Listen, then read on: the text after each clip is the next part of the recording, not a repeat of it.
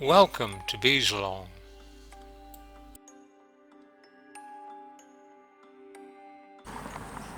I'm getting Jeff to bring me over a NUC so we can demonstrate the installation. Transferring a 5-frame NUC into this new hive. And even though it's not strictly necessary, because the NUC has come from about 3 kilometers away, I still like to put some greenery as a barrier in front of the entrance to confuse them, hoping that it will encourage them to lay down a new map. I'm Jeff, just transferring this little NUC into this other hive here. Right. Do you happen to know what race of queen you got, or? Oh, should just be an Italian hybrid. She's open mated. Open mated, all right. Could be anything. They seem fairly calm. I mean, being in a car ride for half an hour, they're probably a little bit cranky, but I guess we'll see when we open it up.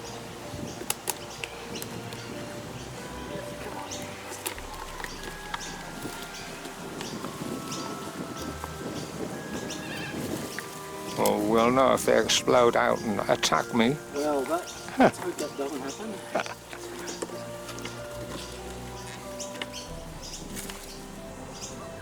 Yeah, they seem okay, man. How long have they been in the box? Probably less than an hour. All right, yeah. I put in the front because it's got the ventilation at the top. Yeah. So they should be all right. They were in the shade. And my hive tools in the car. So let's just do it real quick.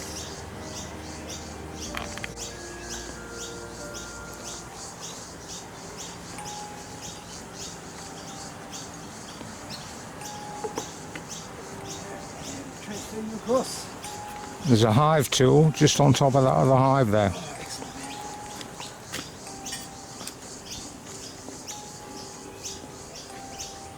Somebody else.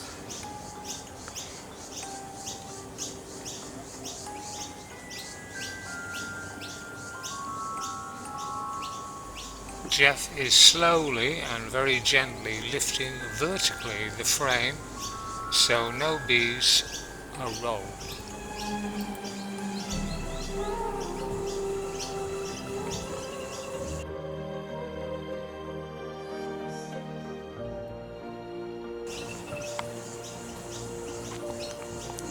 Frame 1 is extra resources taken from another hive. Sorry? Do you want me to put them sort of the same position, or some empties on that side, some empties? They are the same as they come out the NUC will be fine.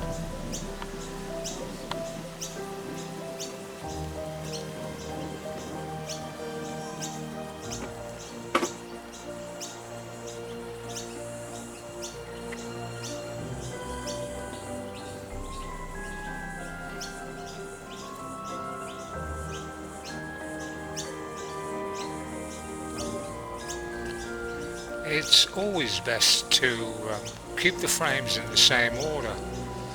Any irregularities will then match up when they're pushed together. If you change the order, you may end up scraping parts of the comb off or killing some bees, squashing them.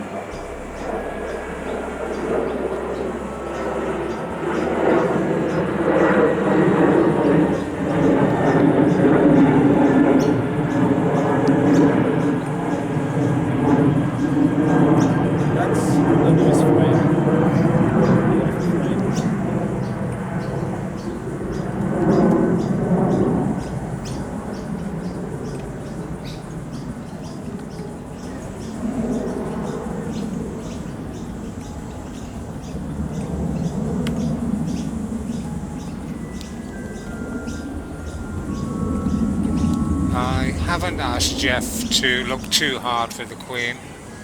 It's quite difficult with so many bees on the frame.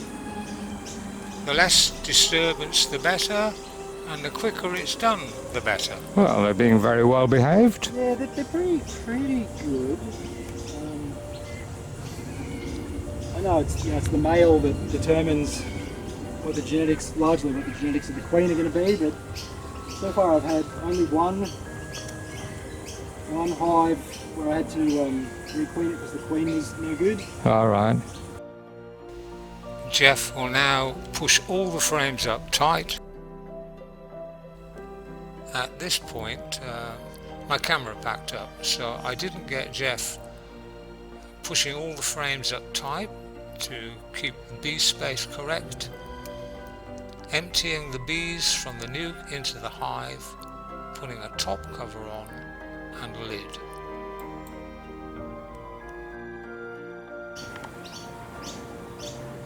Right, it's been closed up now for about 15 minutes.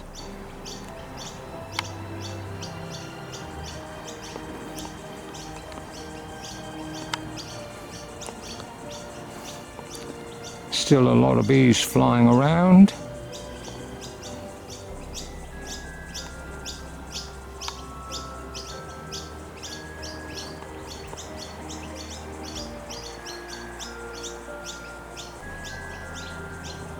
I'll come back in a couple of hours and put some bait traps into the hive because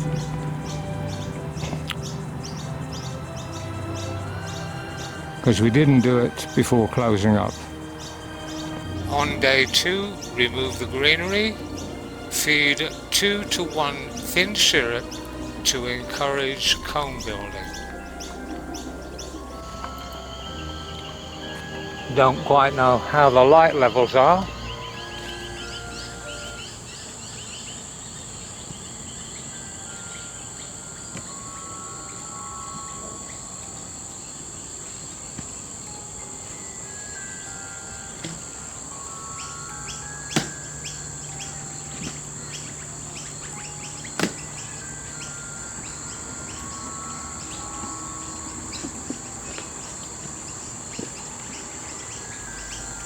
This is the following afternoon, and I'm going to feed them a little. So far so good.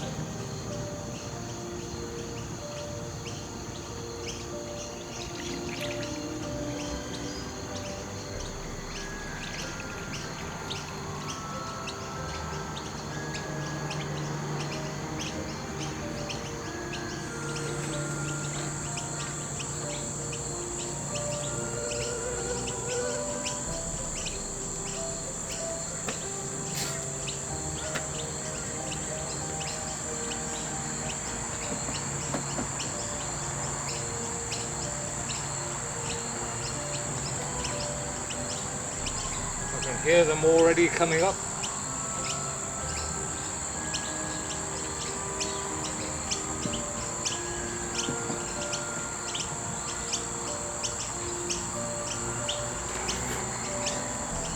It actually looks like a very good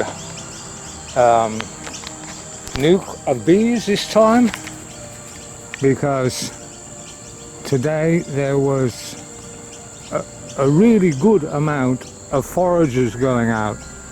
Often when you get a split, it might come with a lot of bees, but the majority are nurse bees and not a lot of foragers.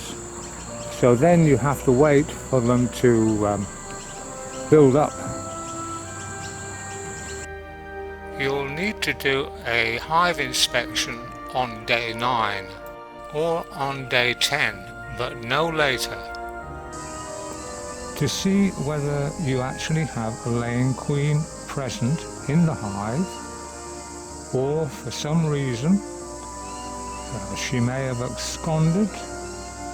You may have killed her when moving the nuke frames into the hive, or you may have missed her altogether and she's not present. It's been 9 days since I placed the nuke frames into this hive. all eggs that were present when you did the transfer will have hatched at 3 days. They will then be capped at 8 days. If you don't see any new eggs, it means that the hive is queenless. If you do see eggs, then you know you have a laying queen.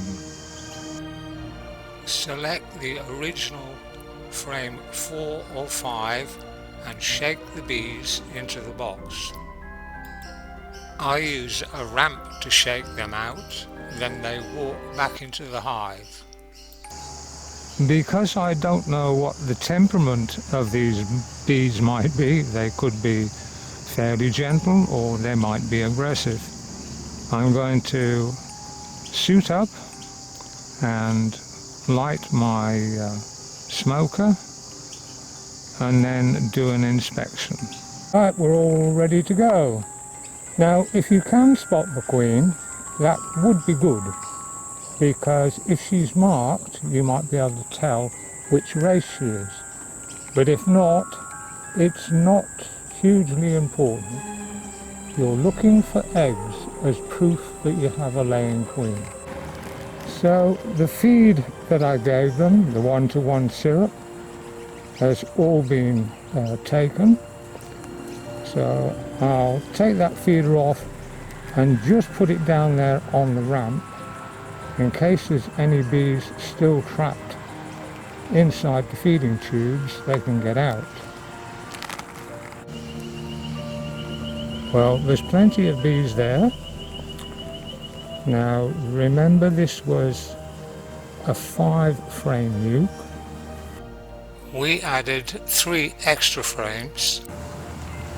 2 open and 1 with foundation. So I'll have a look at those first and see what they're like. So there is nothing on the first 2 frames, but the 3rd frame has a little comb on it. And that's a bit wonky there too.